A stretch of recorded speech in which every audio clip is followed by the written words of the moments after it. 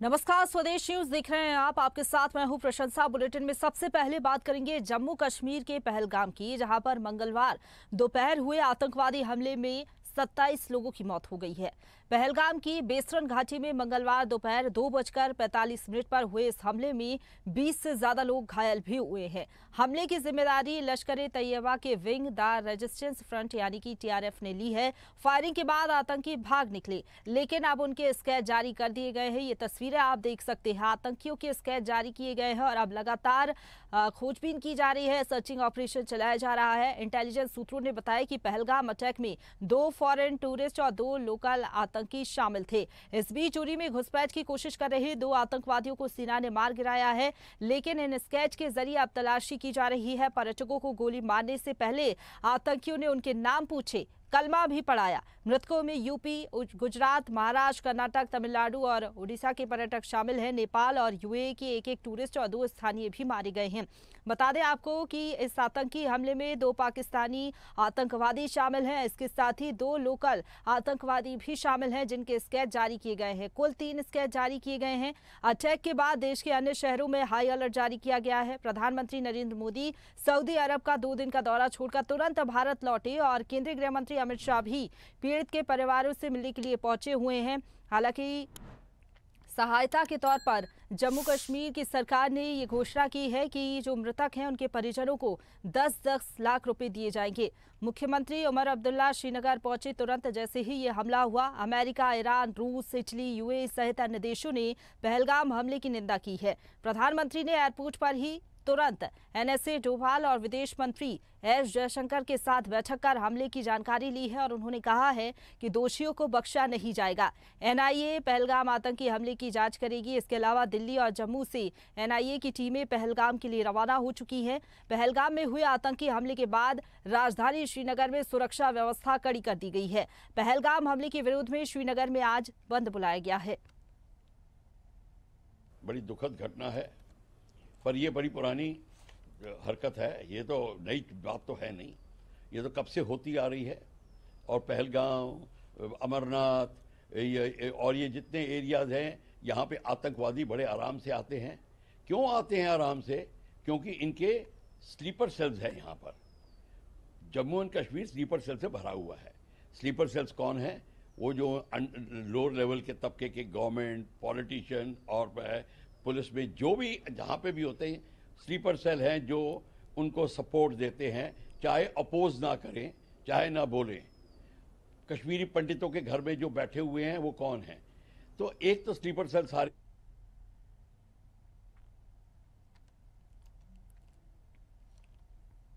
और इसी खबर पर ज्यादा बातचीत के लिए सीधा रुख करेंगे। जम्मू कश्मीर से संवाददाता एजाज हमारे साथ फुल लाइन पर जुड़ गए हैं। एजाज, स्केच जारी किए गए हैं और सूत्रों से ये भी जानकारी मिल रही है कि जो टेरर प्लानिंग पूरी की गई, जो हमला हुआ, उसमें पाकिस्तानी आतंकवादी शामिल हैं 2 और 2 लोकल टेररिस्ट शामिल हैं। क्या अपडेट है फिलहाल पूरी खबर पर?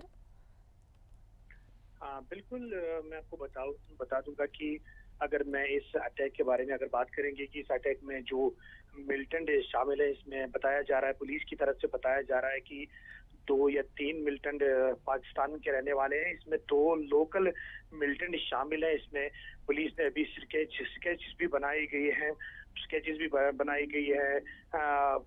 मिलिटेंटों की 5 मिलिटेंट उसमें शामिल हैं। मैं आपको बता दूं कि अगर सिक्योरिटी की बात करें, सिक्योरिटी की सख्त इंतजाम की गई है जम्मू कश्मीर में।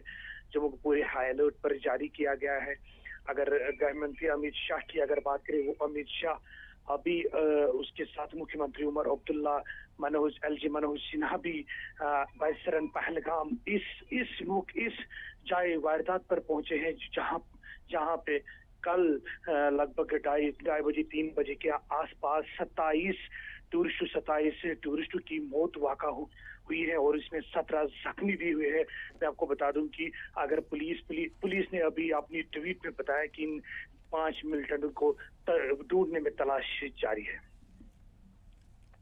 जी एजाज, जिस तरीके से आप बता रहे हैं, बैठक भी लेने वाले हैं केंद्रीय गृह मंत्री अमित शाह, क्योंकि पीड़ित के परिवारों से मुलाकात की है। सहायता के तौर पर जम्मू कश्मीर सरकार ने ये बड़ी घोषणा भी की है कि मृतकों के परिजनों को 10-10 लाख रुपए सरकार की तरफ से दिए जाएंगे।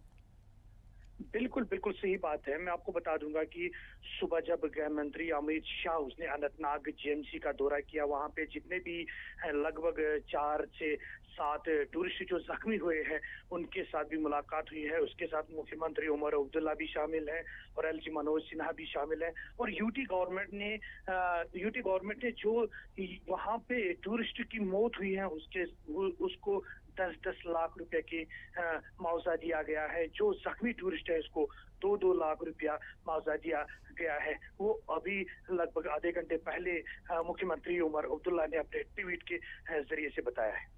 बिल्कुल, एनआईए की टीम भी कब तक पहुंच जाएगी जांच के लिए, इसको लेकर क्या अपडेट है आपके पास? बिल्कुल, बिल्कुल सही बात है कि अभी मतलब देखने वाली बात होगी कि एनआईए की टीम उसी जाए वारदात पर भी पहुंचने वाली है, आज ही पहुंचने वाली है उस जाए वारदात पर, जहां पे कल 28 टूरिस्टों की मौत वाक़ा हुई है बहसरन पहलगाम में। जी एजाज, फिलहाल अगर बात करें सुरक्षा व्यवस्था की, किस तरीके से सुरक्षा व्यवस्था है वहां पर और स्थिति अंडर कंट्रोल है? बिल्कुल सही बात है कि अगर सिक्योरिटी की बात करें, सिक्योरिटी की सख्त इंतजाम की गई है। पूरे कश्मीर में सिक्योरिटी की सख्त इंतजाम की गए। खुसूसन अगर इस पहलगाम की बात करें, वहाँ पे जो जितने भी टूरिस्ट हैं, बड़े बड़े होटल्स हैं वहाँ पे, वो खाली किए जा रहे हैं, टूरिस्ट भाग रहे हैं वहाँ से। सिक्योरिटी की अगर सख्त अगर नजर डालेगी, वहाँ पे सिक्योरिटी नजर आ रही है अभी। एजाज, ये जो स्केच जारी किए गए हैं, 3 लोगों के स्केच जारी किए गए हैं इन आतंकवादियों के, कहां कहां इनको सर्कुलेट किया गया है और स्केच के साथ क्या कुछ सुरक्षा एजेंसियों का दावा है? फिलहाल तो वहाँ पे जो जितने भी लोकल्स हैं, वहाँ पे जो काम कर रहे हैं, वहाँ पे होटल वाले जो काम कर रहे हैं, उनको पूछताछ किया गया है। उसके बाद ये स्केचर्स जारी की गई है। अभी तक इसके बारे में कोई इत्तला मौसूल नहीं है, खाली अभी ये स्केचर्स जारी किए गए हैं। बिल्कुल एजाज, इसके साथ ही स्केच के साथ ही अब वो फोटो भी सामने आ गए हैं जिसमें 4 आतंकवादी साफ तौर पर देखे जा सकते हैं। इसके आधार पर अब इनकी पहचान करना और भी ज्यादा आसान हो जाएगा सुरक्षा एजेंसियों के लिए।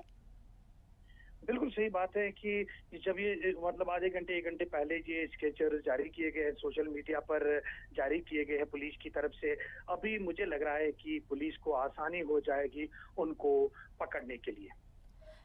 बिल्कुल एजाज, इनपुट मिल रहे हैं ये कि जो लश्कर-ए-तैयबा का मास्टरमाइंड है, पाकिस्तान में बैठकर पूरी प्लानिंग वो कर रहा था। यहाँ के जो स्थानीय जो लोग मिले हुए थे, जो आतंकवादी थे, उनसे भी लगातार संपर्क में था। इसको लेकर भी जल्द खुलासे संभव है?